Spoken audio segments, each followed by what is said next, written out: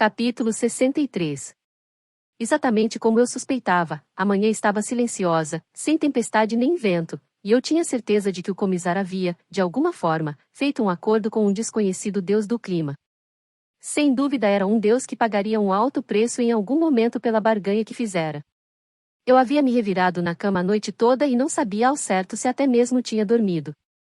Deslizei uma das persianas para o lado e fui atingida por uma rajada de ar frio. Uma luz cegante jorrava pela pequena abertura. Assim que meus olhos se ajustaram à luz, fiquei pasmada com o que vi. Todos os telhados, parapeitos e centímetros do chão na praça lá embaixo estavam cobertos por uma espessa camada branca, que era ao mesmo tempo bela e assustadora. O quanto viajar em meio à neve nos faria ir mais devagar.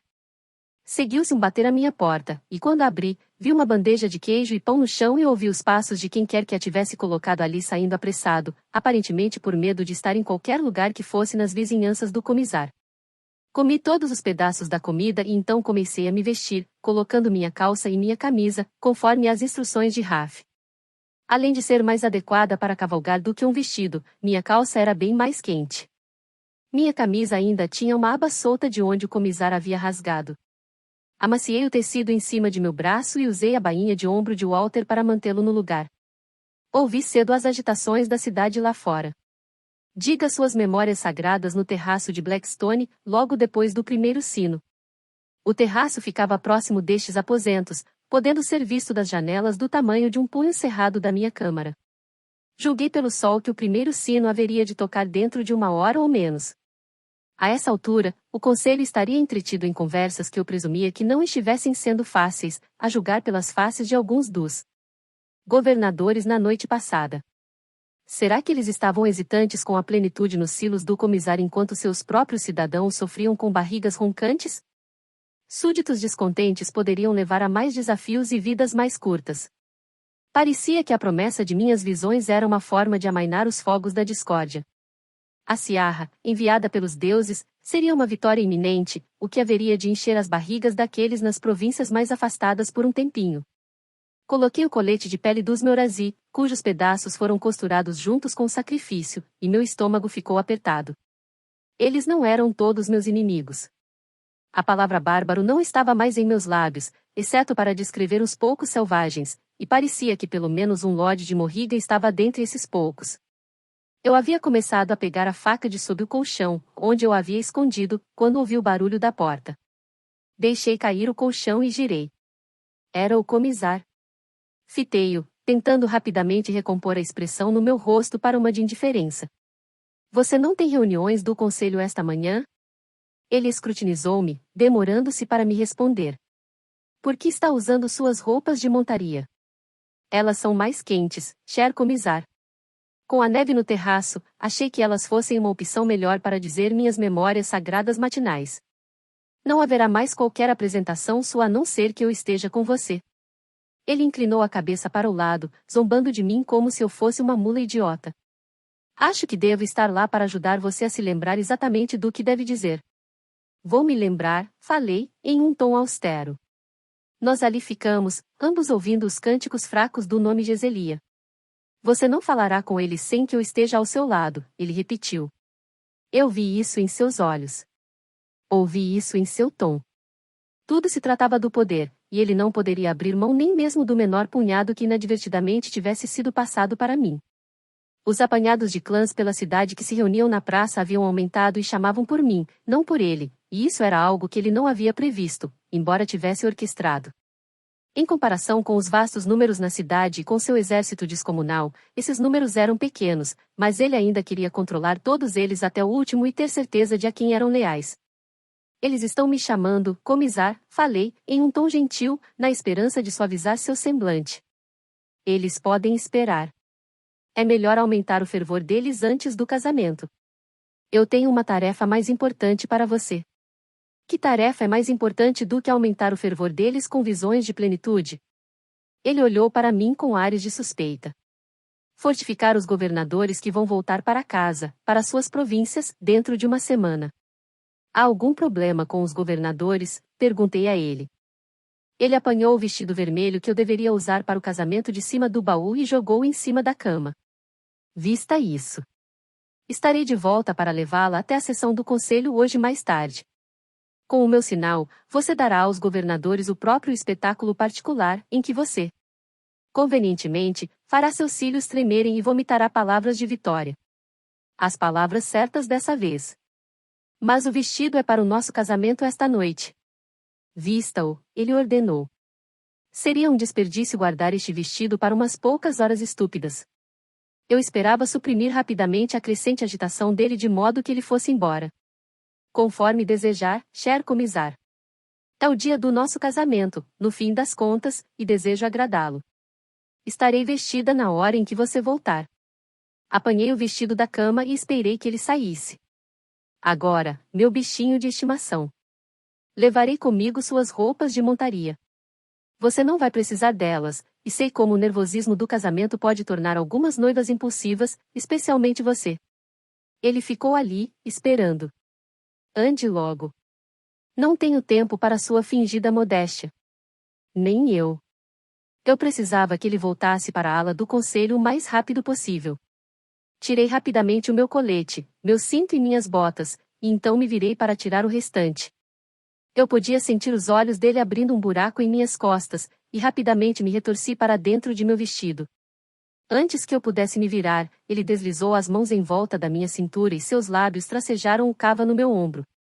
Apanhei minha camisa e minha calça da cama e me virei, jogando-as na barriga dele.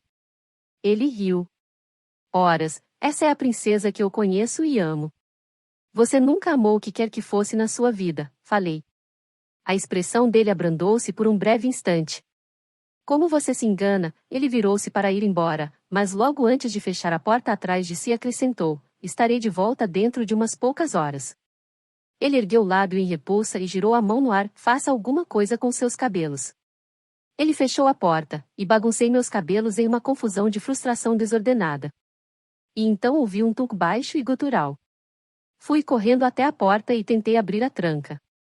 Que não cedeu. Soquei a porta com meus punhos cerrados. Você não pode me trancafiar aqui dentro. Esse não foi nosso acordo. Pressionei meu ouvido junto à porta, mas a única resposta que obtive foi o fraco som das passadas dele se afastando. Acordo. Eu quase dei risada dessa palavra. Ao contrário de Caden, eu sabia que o comisar nada orava, a menos que lhe servisse. Olhei ao redor no quarto em busca de alguma coisa com que pudesse abrir a fechadura. Peguei um osso de meu cordão, usei minha faca para parti-lo em uma fina lasca e cutuquei com ele no pequeno buraco, mas não deu em nada. Todos os pedaços de metal nesta cidade arruinada e úmida estavam duros com a ferrugem. Tentei fazer o mesmo com o outro osso, e com o outro, e ouvi os cânticos lá fora ficando mais altos. Geselia. Quando seria o toque do primeiro sino? Fui correndo até as janelas, mas elas eram pequenas demais para que eu chamasse alguém por ali. E então eu ouvi um leve bater à porta. Senhorita Lia? Fui correndo até a porta e caí junto a ela. Aster, falei, sendo inundada pelo alívio. Eles estão chamando por você, disse ela. Estou ouvindo. Você pode destrancar a porta para mim? Ouvi enquanto ela fazia tinir chaves na fechadura. Nenhuma destas funciona. Minha mente ficou a mil, tentando pensar no que demoraria menos. Ir buscar Calanta? Calanta tinha uma chave para tudo no Sanctum. Mas de que lado ela estaria hoje? Arrisquei-me e pedi que Aster fosse buscá-la. A menina foi embora, e eu me sentei no chão, reclinando-me junto à porta. O tempo passava arrastando-se em batidas agonizantes, marcado pelos chamados por Geselia e ouvi o primeiro sino. Meu coração afundou no meu peito, mas então o apressar de passadas cruzava ruidosamente o corredor, e escutei as respirações arfantes de Aster à porta. Procurei por toda a parte, senhorita. Não consegui encontrá-la. Ninguém sabe onde ela está. Tentei acalmar o pânico que se erguia dentro de mim. O tempo estava passando. Estarei esperando. Será que ele ainda estava lá? O quarto do comisar. Lá. Procure no quarto do comisar, berrei. Ficava do outro lado do corredor. Ele foi até a ala do conselho. Ande logo, Aster. Apanhei a bainha de ombro de cima da cama e deslizei minha faca para dentro. Em seguida, coloquei ali também meu cordão de ossos e, por fim, meu manto, para esconder a faca. Se eu realmente conseguisse sair deste quarto, eu teria que estar com a mesma aparência de sempre para os guardas que pudessem me ver. Minutos se passaram. Eu me sentei na cama. Vá embora sem mim, Raf. Você prometeu. Consegui, disse Aster pela porta. Eu ouvi a pesada tranca deslizar e a porta ser aberta. O rosto dela estava reluzente com seu feito, e dei um beijo em sua testa. Você realmente é o anjo da salvação, Aster. Ela esfregou seus cachos tosados de cabelos. Ande logo, senhorita, disse ela. Eles ainda estão chamando. Fique aqui, disse a ela. Pode não ser seguro. Nada é seguro por aqui. Quero ter certeza de que você vai chegar lá. Eu não tinha como argumentar com a lógica dela. Era verdade. O Sanctum era tudo, menos um santuário. A única coisa que lhe abrigava era a ameaça constante. Nós descemos correndo por corredores, degraus e passagens pouco usadas, subindo degraus e descendo degraus de novo. A curta distância de repente parecia ter quilômetros. Aquele não era um terraço fácil de se alcançar. Eu rezava para que não estivesse atrasada demais, mas, ao mesmo tempo, nutria esperanças de que Raf já tivesse partido sem mim e que já estivesse em segurança do outro lado do rio. Nós não passamos por qualquer pessoa, ainda bem, e por fim chegamos ao portal que dava para o terraço. Ficarei aqui e assoviarei se alguém vier. Aster, você não pode. Sei assoviar bem alto, disse ela, com o queixo erguido.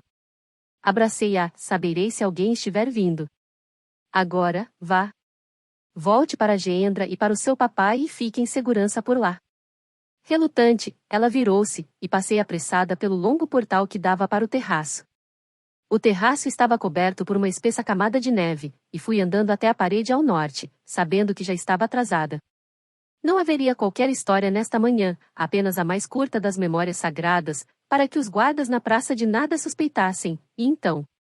Eu estaria seguindo meu caminho, no entanto, quando cheguei na parede, um silêncio generalizado espalhou-se pela multidão. Espalhou-se até mim, como mãos esticando-se e pegando as minhas. Fique, Geselia.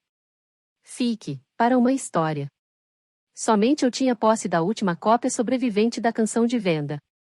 A história não era minha para que eu ficasse com ela. Fosse bobagem ou não, eu teria que devolvê-la antes de partir. Aproximem-se, irmãos e irmãs de venda, falei para eles. Ouçam as palavras da mãe da sua terra. Ouçam a canção de venda. E então eu a disse, um verso atrás do outro, sem conter nada. Falei do dragão que se alimentava do sangue dos jovens, bebendo as lágrimas das mães, de sua língua afiada e de sua pegada mortal. Falei a ele sobre outros tipos de fomes, fomes estas que nunca eram saciadas nem dissipadas. Eu vi cabeças assentirem em entendimento, assim como guardas confusos olhando uns para os outros, tentando entender o que se passava. Eu me lembrei das palavras de Diara: este mundo, ele inspira a gente, partilha da gente. No entanto, existem alguns que estão mais abertos a partilhar do que outros. Para os guardas, assim como para muitos dos que estavam lá embaixo, minhas palavras não passavam de idiotices, assim como as palavras de venda, muito tempo atrás. Enquanto eu falava, uma brisa circulava ao meu redor. Eu podia senti-la dentro de mim, esticando-se, buscando, e então seguindo em frente de novo, viajando por sobre a multidão, pela praça e descendo as ruas, passando pelos vales além delas e pelas colinas. Dragão conspirará. Usando muitas faces. Enganando os oprimidos, coletando os perversos, exercendo o poder como se fosse um deus, impossível de ser parado, não perdoando em seu julgamento, implacável em sua regência, um ladrão de sonhos, um assassino de esperanças. Até que apareça aquela que é mais poderosa. Aquela nascida do infortúnio. Aquela que era fraca. Aquela que era caçada. Aquela marcada com a garra e a vinha. Aquela nomeada em segredo. Aquela chamada Geselia. Um murmúrio percorria a multidão, e então Venda estava ali, parada, ao meu lado. Ela esticou a mão e pegou na minha. O restante da canção, sussurrou ela, e então falou mais versos. Traída pelos seus. Espancada e desprezada. Ela haverá de expor os perversos. Pois o dragão de muitas faces não conhece limite algum. E embora a espera possa ser longa, a promessa é grande. Para aquela chamada Geselia, cuja vida será sacrificada pela esperança de salvar a sua. E então ela se foi. Eu não sabia ao certo se eu era a única que a havia ouvido, ou até mesmo visto, mas fiquei ali, parada, estupidificada, tentando compreender a imensidão do que ela havia acabado de dizer. Em um instante, eu sabia que aqueles eram os versos arrancados da última página do livro. Apoiei-me na parede, equilibrando-me com essa revelação. Sacrificada. O murmúrio das multidões ficou mais alto, mas então movimentos chamaram a minha atenção e meu olhar contemplativo voltou-se em um pulo para uma alta parede do outro lado do caminho. Chevdars, governadores e Ratans estavam me observando. Inspirei o ar, alarmada. A reunião deles havia acabado mais cedo. Senhorita? Eu me virei. Aster estava no meio do terraço. O comissário estava atrás dela com uma faca junto ao peito da criança. Eu sinto muito, senhorita. Eu não pude simplesmente deixá-la como você me disse para fazer. Ele pressionou a ponta da faca contra ela, que ficou lívida com a dor. Pelo amor dos deuses, não, gritei, travando os olhos nele. Supliquei junto ao comissário, delicada, desesperada e lentamente, aproximando-me dele, tentando trazer seu foco de volta a mim. Eu me prendi a ele ferozmente com os olhos e sorri, tentando, de alguma forma, dispensar essa loucura. Por favor, solte-a, cher comissário. Você e eu podemos conversar. Nós podemos.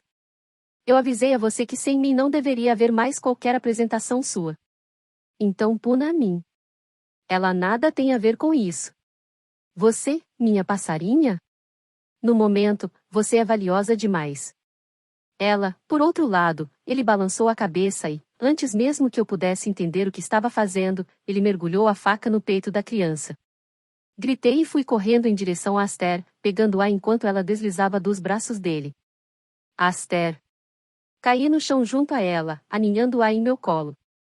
Aster. Pressionei minhas mãos na ferida em peito dela, tentando estancar o fluxo de sangue.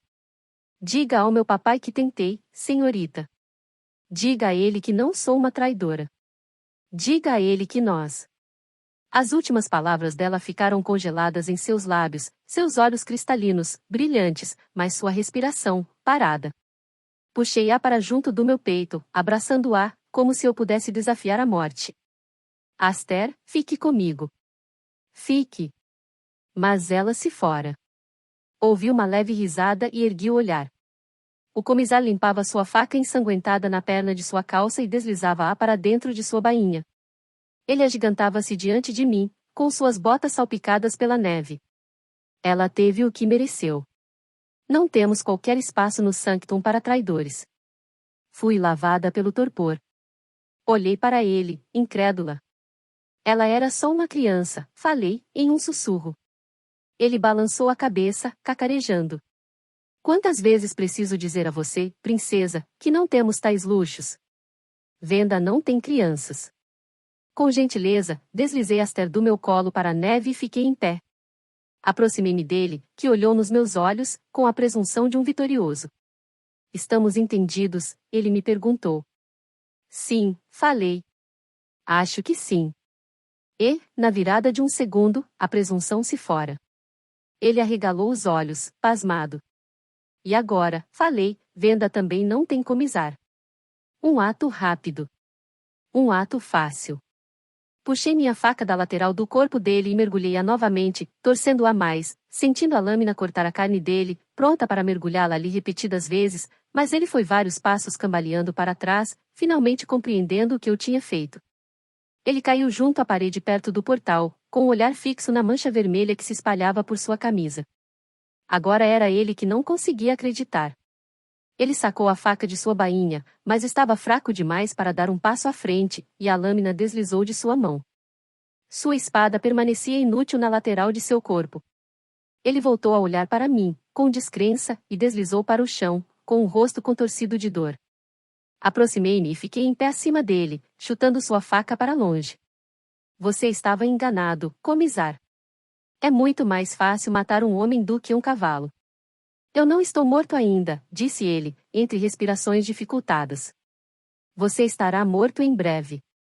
Tenho conhecimento sobre órgãos vitais e, embora eu tenha certeza de que você seja desprovido de um coração, suas entranhas estão em pedaços agora. Isso não acabou, disse ele ofegante. Ouvi gritos e me virei. Embora as pessoas lá embaixo não conseguissem ver o que eu tinha feito, aqueles que estavam na parede alta do lado mais afastado da praça tinham visto. Eles já estavam correndo, tentando encontrar a rota mais rápida até o terraço, mas Caden e Gris cruzaram contudo o portal primeiro. Gris empurrou ambas as metades da pesada porta do portal, trancando-a atrás de si, e colocou uma barra pelas maçanetas de ferro. Caden olhou para o sangue nas minhas mãos e para o vestido, e para a faca que ainda estava na minha mão. Pelos deuses, Lia, o que foi que você fez? E então ele avistou o corpo sem vida de Aster jazendo na neve. Mate-a, berrou o comisar com energia renovada. Ela não será a próxima comisar. Mate-a agora, exigiu ele, engasgando em suas respirações. Caden foi andando até ele e prostrou-se em um joelho só no chão, olhando para a ferida. Ele esticou a mão até o outro lado e puxou a espada do comisar de sua bainha para, em seguida, ficar cara a cara comigo. Gris, com ares de suspeita, levou a mão até uma das espadas que tinha ao lado do corpo. Caden entregou a arma a mim. Você pode talvez vir a precisar disso. De alguma forma vamos ter que tirar você daqui. O que está fazendo? Gritou o comisar, que caiu mais ao longe no chão. Você deve tudo a mim. Nós somos ratas. Nós somos irmãos. A expressão de Caden continha tanto pesar quanto a do comisar. Não mais, foi a resposta dele. Mesmo enquanto ele estava ali, deitado, morrendo, o comisar continuava a emitir comandos, mas Caden se voltou novamente na minha direção, ignorando-o. E então nós ouvimos o som ruidoso de pesadas botas nos degraus.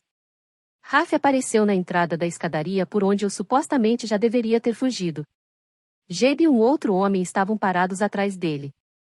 Eles caminhavam na nossa direção, absorvendo a cena, e, devagar, Raf sacou sua espada. Seus homens fizeram o mesmo. Caden olhou de Raf para mim. Seus olhos encheram-se de entendimento. Ele soube. Estou de partida, Caden, falei, na esperança de evitar uma colisão. Não tente me impedir. Sua expressão ficou endurecida. Com ele. Engoli em seco. Eu podia ver todas as contorções do seu maxilar. Ele já havia adivinhado, mas falei mesmo assim. Sim. Com o príncipe Jackson de Dalbrek. Não havia como voltar atrás agora. Você sempre pretendeu fazer isso. Assenti. O olhar dele ficou hesitante. Ele não conseguia esconder a dor da minha traição. Afaste-se dela, disse Raf em um tom de aviso, ainda avançando com cautela. De súbito, Gris agarrou meu braço, arrastando-me até a parede onde as multidões ainda esperavam. Ele ergueu minha mão para o céu diante deles. Sua comisar. Sua rainha. Geselia. As multidões rugiam. Olhei para Gris, horrorizada. O choque estava igualmente estampado no rosto de Caden. Você está louco, ele gritou com Gris. Ela nunca vai conseguir sobreviver. Você sabe o que o conselho fará com ela?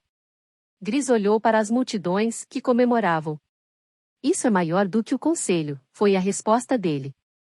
Ela vai morrer mesmo assim, disse Caden. Raf puxou-me das mãos de Gris, e então o mundo parecia explodir. As portas foram abertas em um rompante, com a barra de ferro voando e soltando-se, e os Ratans entraram com tudo, com os governadores nos calcanhares. Os primeiros golpes vieram de Malish, que concentrava toda sua energia em Caden, brutal e sedento. Caden evadiu as primeiras estocadas dele e avançou, com um feroz clangor de metal em metal vibrando violenta e rapidamente no ar. Teron e Jurik vieram para cima de Gris, e seus ataques eram implacáveis e violentos, mas Gris era um gigante que portava duas espadas, e ele acertou golpe com golpe, impelindo-os para trás. Raf derrubou um guarda atrás do outro, lutando ombro a ombro com Caden contra o ataque furioso. O governador Obrão avançou na minha direção, e ergui minha espada para golpeá-lo quando, de repente, ele virou-se e deu um golpe mortal em Darius. O governador estava lutando do nosso lado? Seu próprio guarda-mudo lutava ao seu lado, mas agora ele estava gritando com uma voz que era alta e clara, avisando Jeb sobre alguém que vinha atacando de um dos lados. O governador Faivel lutava ao lado de Geb, assim como faziam 2 dos guardas atribuídos a mim. Nada daquilo fazia sentido. Quem estava lutando contra quem?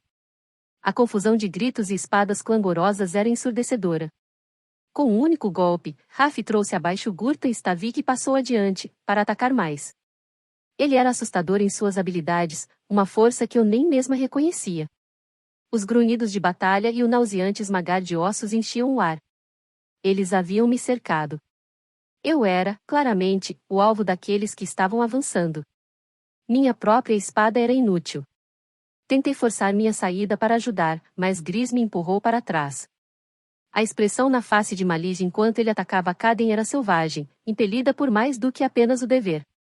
Um grito perfurou o ar quando Gris finalmente enfiou sua espada entre as costelas de Teron, mas Jurik girou, e sua espada fatiou a lateral do corpo de Gris, que caiu em um dos joelhos no chão, segurando suas costelas, e Jurik ergueu sua espada para terminar o trabalho. Antes que ele pudesse mergulhar sua lâmina em Gris, lancei a faca que ainda tinha em mãos, a qual atingiu em cheio a garganta de Jurik, que foi cambaleando para trás. Ele estava morto antes mesmo que seu corpo chegasse ao chão. Gris conseguiu voltar a ficar de pé, ainda empunhando uma espada enquanto segurava a lateral machucada do corpo. Havia sangue por toda parte, e a neve estava derretida, vermelha. Um banho de sangue. O ataque violento diminuiu, e, por fim, os números pareciam estar a nosso favor. Tirem-na daqui, berrou Kaden.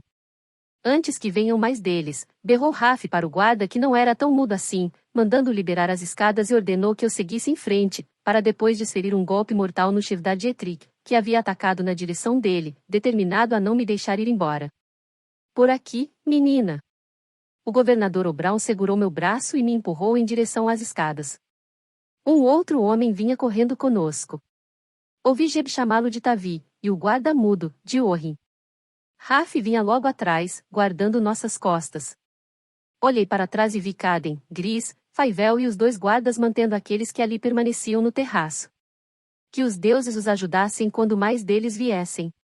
Certamente todos os alojamentos de soldados haviam sido alertados a essa altura. Nós descemos apressados as escadarias até o 2º nível e viramos e entramos no portal, com o plano horrivelmente fora dos trilhos. Tão logo passamos pela pesada porta, ela foi fechada com tudo. Olhei para trás e vi Calanta fechando seus ferrolhos. Calanta, falei, pasmada. Anda logo, berrou ela. Você não pode ficar aqui. Venha conosco. Vai ficar tudo bem comigo, foi a resposta dela. Ninguém sabe que estou aqui. Vá. Mas. Este é o meu lar, disse ela com firmeza. Não havia tempo para discutir, mas vi uma determinação em seu rosto que não estava antes. Nós trocamos um assentir consciente, e saí correndo. Raf agora conduzia o caminho comigo logo atrás dele. Era um longo e escuro corredor, e nossas passadas ecoavam por ele como trovoadas, mas então o som duplicou-se e nós sabíamos que se tratavam dos guardas vindo nos atacar da direção oposta. Aqui embaixo, gritei, virando em direção a uma trilha que eu já havia percorrido com Aster. Essa trilha nos levará às catacumbas. Conduzi-os pelo caminho serpeante e depois descemos um longo lance de degraus. Quando chegamos lá embaixo, ouvi altos arrastares de pés. Levei um dedo aos lábios e falei, sem som, alguém está vindo. Geb me empurrou e passou por mim. Tentei impedi-los, mas Raf assentiu para que eu o deixasse ir. Ele saiu do patamar para a luz, e vi quando ele se transformou de volta em um coletor de fezes. Ele sorriu e um guarda apareceu, perguntando a ele se tinha visto alguém passar ali correndo. Quando Geb apontou em uma direção, o guarda virou-se, e, em um movimento tão rápido quanto um relâmpago, Geb quebrou o pescoço do homem. Está liberado aqui, disse ele a nós. Ele era o único. Nós passamos correndo pelas estreitas catacumbas e descemos por trilhas que passavam pelas cavernas. Nós estávamos tão a fundo na terra que eu sabia que não havia como os eruditos saberem que uma guerra havia sido desatada acima deles. Os poucos que nos viram passar correndo ficaram pasmados, em silêncio, confusos com o que estava acontecendo. Eles apenas conjuravam guerras, não lutavam nelas. Virei na trilha cheia de crânios. Este caminho nos levará até o rio, falei. Quando ouvimos o rugir das quedas d'água, aquele que se chamava Tavi foi abrindo caminho na frente para nos levar até a jangada. Cerca de uns 100 metros lá embaixo, saímos do túnel e nos deparamos com a névoa do rio. O chão estava escorregadio e coberto de gelo. Por aqui, chamou-nos Tavi acima do barulho, mas, então, 4 soldados surgiram de um outro túnel que dava no rio e uma nova batalha foi inflamada. Raf, Jeb, O'Brien e Tavi desceram correndo em frente para interceptarem o ataque. Eu e Orrin derrubamos mais guardas que corriam em direção a nós, vindos do túnel que havíamos acabado de deixar para trás. Fui para o lado, fiquei escondida e, quando o primeiro deles passou, girei a espada, acertando-o no pescoço. Orrin derrubou o próximo, e nós dois derrubamos o terceiro. Acertei nas costelas dele e, quando fomos aos tropeços para a frente, Orrin perfurou suas costas. Raf gritou para que fossemos até a jangada, que eles depois nos alcançariam, e Orrin me puxou ao longo de uma margem do rio e descendo por uma trilha de rochas, com Tavi vindo logo atrás. Nós nos deparamos com um afloramento de rochas, e fui tomada pelo pânico. Não vi qualquer jangada, mas Tavi deu um pulo. Achei que ele tivesse caído direto dentro do rio, e então vi na jangada que estava quase escondida pela névoa e pelas rochas. Pule, ordenou-me ele. Não sem Raf, falei. Ele vai estar aqui. Pule. A jangada ficou estremecida com as cordas que aprendiam à margem do rio. Orrin cutucou-me e nós dois pulamos. Fique abaixada, disse-me Tavi, que me mandou segurar uma das cordas cheia de nós para me manter firme. A jangada era arremessada e rolava, até mesmo nas águas mais calmas perto da costa. Fiquei abaixada como Tavi me ordenara, agarrando a corda para me estabilizar. Até mesmo em meio à névoa, eu podia ver os altos penhascos acima de nós, com guardas e soldados atravessando os caminhos que davam para baixo. Eles pareciam multiplicar-se como insetos febris determinados como um enxame vindo para cima de nós. Para todas as partes onde olhávamos, víamos mais deles chegando. Eles também nos avistaram, e flechas começaram a voar, mas elas erraram o alvo e foram parar na costa. Jeb e O'Brien chegaram e pularam para baixo conosco. Raf está vindo, disse Jeb. Preparem-se para erguer as amarras. O ombro dele estava ferido, e o sangue ensopava o braço de O'Brien. Orrin e Tavi esticaram as mãos para pegar as cordas que estavam prendendo a jangada. Ainda não, falei. Esperem. Esperem até que ele esteja aqui. Os soldados que vinham se arrastando, descendo pela parede de rochas até o rio, estavam se aproximando, suas flechas caindo perigosamente perto de nós, mas, de repente, flechas começaram a voar na outra direção, na direção deles. Eu me virei e vi Orrin soltando uma explosão de flechas. Soldados caíam de veios. Orrin conseguiu diminuir o ataque deles, mas sempre havia mais para substituir os homens que ele derrubava. Nós ouvimos um grito aterrorizante em meio à névoa e cada gota do meu sangue fervia com medo. Eu vi quando Jeb e O'Brien trocaram um ansioso olhar de relance. Solte as cordas, ordenou O'Brien. Não, gritei. Mas logo Raf rompeu em meio ao nevoeiro e vinha correndo na nossa direção. Vão, ele gritou, e Tavi soltou as cordas. Uma potente explosão criou ondas no ar. Raf deu um pulo para a jangada enquanto esta já estava se afastando da costa, mal cruzando a extensão até ela, e seguiu-se uma chuva de pedaços de rochas ao nosso redor. Ele agarrou a corda cheia de nós que empurrei para sua mão. Isso deve manter a ponte fora de operação por pelo menos um mês, disse ele. Era mais do que eu havia esperado de um pequeno frasco de líquido límpido. Fomos rapidamente varridos para a correnteza, e a jangada era lançada e dava pulos nas águas violentas. Com tanto O'Brien quanto Jeb machucados, Tavi e Orrin assumiram o leme e, de alguma forma conseguiram conduzir os barris que subiam e desciam pela correnteza traiçoeira, para longe da costa. No entanto, nós ainda não estávamos longe o bastante. Avistei Malige empoleirado em um penedo, facilmente ao alcance. Ah, pelo amor dos deuses! O que será que havia acontecido com Caden? O arco de Malige estava carregado e mirava as costas de Raf. Pulei para frente para empurrar Raf para baixo enquanto a jangada girava em um pequeno redemoinho e fui jogada para o lado. Uma dor ardente assolou minha coxa. Mesmo em meio ao violento sacolejo da jangada, vi o sorriso de Malige. Não era em Raf que ele estava mirando. Era em mim. Lia, gritou Raf, e veio na minha direção, mas não antes de uma outra flecha acertar as minhas costas. Aquilo ardia como se fosse uma brasa reluzente causticando a minha carne. Eu não conseguia respirar. A mão de Raf segurou meu braço, mas eu ainda fui cambaleando para trás enquanto a jangada rolava e era lançada para cima. Mergulhei na água gélida. A mão de Raf continuou segurando firme, ferozmente afundando no meu braço, mas a correnteza era forte, e o meu vestido pesado rapidamente ficou mais pesado ainda com a água, como se uma âncora estivesse me puxando para baixo. Tentei chutar o vestido para longe, mas ele formava círculos em volta das minhas pernas, prendendo-as tão fortemente quanto uma corda. O rio era entorpecedor e selvagem, com a água vindo com tudo para cima do meu rosto, fazendo com que eu engasgasse, e a correnteza era demais para a pegada de Raf. O tecido da manga de meu vestido começou a rasgar e a soltar-se. Tentei levantar o outro braço, mas ele não se mexia, como se a flecha estivesse presa na lateral de meu corpo. 4 mãos estavam lutando para segurar meu braço e meu ombro, tentando me segurar melhor no selvagem rodopio da água, mas, então, uma rápida sucção de água jorrando me soltou deles. Fui varrida para as águas gélidas, para longe da jangada.